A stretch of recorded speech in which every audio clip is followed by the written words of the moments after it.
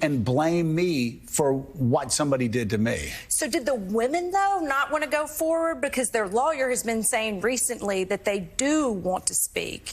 But was this a decision made by the Justice Department? This is a decision made by the Justice Department. They could have compelled the women to talk. They have the tools to do that as prosecutors. And they could have gone to great lengths to try and protect the women.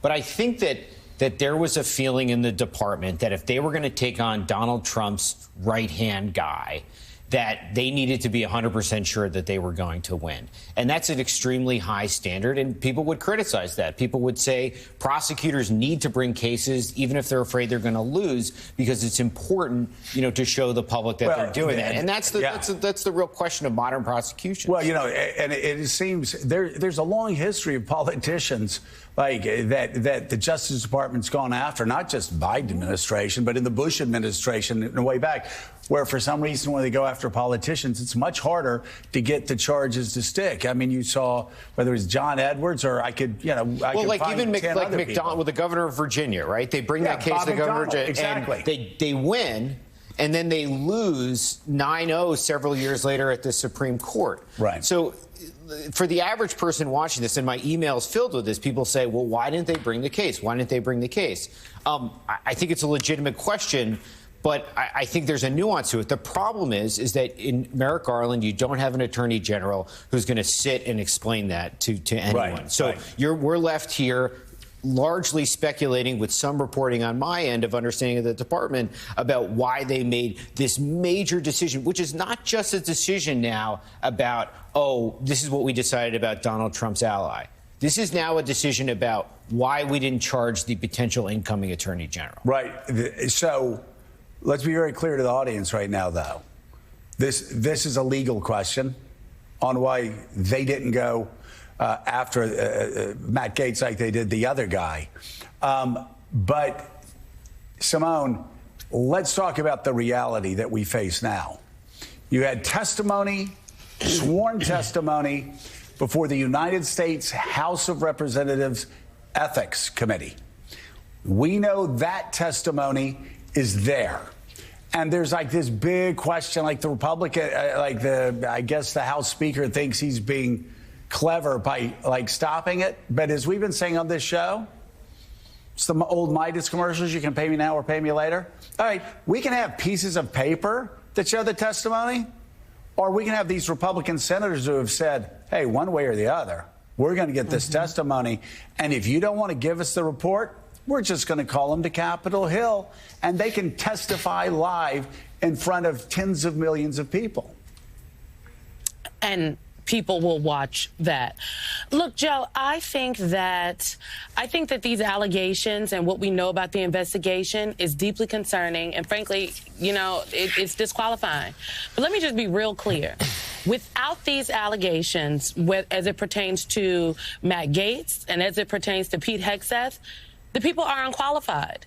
And it's amazing to me that we are now at a point where the senators and other members of Congress that are literally trying to do their due diligence here, the Republican senators, nobody likes Matt Gaetz, and it's not a popularity contest. So let's just say they didn't like him, but he was overly qualified.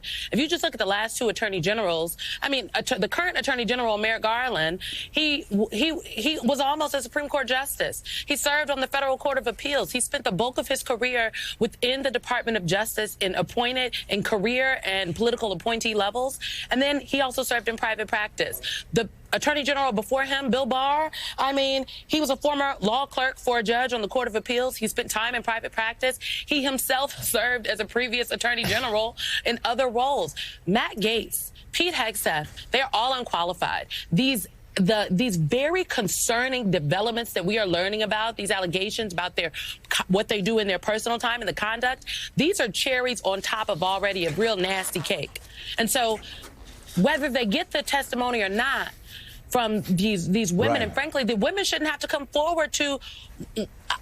I don't believe that these young women should have to be dragged before the United States Congress in front of the Senate and aired out their business because the men in Congress and some women are scared to buck the president-elect. Well, but let's just be real clear. Without that, the man ain't qualified. So I'm just kind of like, what we doing? You know, and Symone, don't you? Because you know Washington so well. You know it better than me. Don't you think? I mean, I love listening. It's almost like in the South when we say, "Oh, bless your heart," right? These guys are going, "Oh, we have to see all the testimony, and we're going to give him a fair hearing," and da da da. But this is coming from senators who know he's not qualified, who know he's attacked them 1,000 times. He knows they've called him fools and political opportunists, et cetera, et cetera, et cetera. It's almost like, even without these charges, you weren't going to get through. So you're exactly right. When people say, well, we have to get all the details and we will review it, et cetera, it's almost like that's a pro forma answer to reporters' questions. Yes, I agree. Look, I don't want to sound like people are saying, oh, well, you don't think the sexual assault allegations and the rape allegations as it relates to Pete Hegseth are serious, and the paying underage women for sex is serious. I think it's very serious, frankly. And does Matt Gaetz have a wife? Does Pete Hegseth have a wife? Because I want to hear from the wives, honey. What the hell is going on up in the house? So that's a whole nother story entirely. But when it comes to the qualifications, you cannot, I mean, obviously, no Democratic senator on the Hill, frankly, maybe even some Republicans, they didn't support, they don't necessarily support all of the nominees that they've ever had to vote for. However, they don't like them publicly, right? But a president usually is entitled to their nominee. They nominate who they want, and then they put that person through the ringer through the process. The difference here is usually you are nominating people that at least have the basic qualifications. Pete Hegseth's basic qualification to be the defense secretary is that he is a veteran. Matt Gaetz's basic qualification to be the attorney general is that he was a lawyer for a hot second. I mean, he lost his bar license in Florida, frankly, over the last year and a half, and had to have it reinstated because he didn't pay his dues. Like, this is about the basic qualifications. And these other things, these salacious details, are cherries on top, like I said, of a very nasty, already unqualified cake.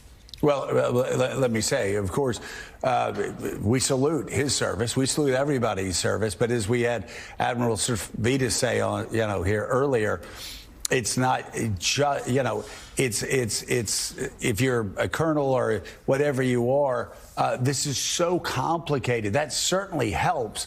But, man, you need some managerial experience, because the Pentagon, I mean, that along with being CIA director, those are two of the toughest jobs anywhere, because it just requires this extraordinary experience in managing people and bureaucracies. The Department of Defense has a staff of about 3 million people. I mean, it is just gigantic. And certainly there's nothing in Pete Hegseth's resume that suggests he has any kind of experience to manage that. And that's even setting aside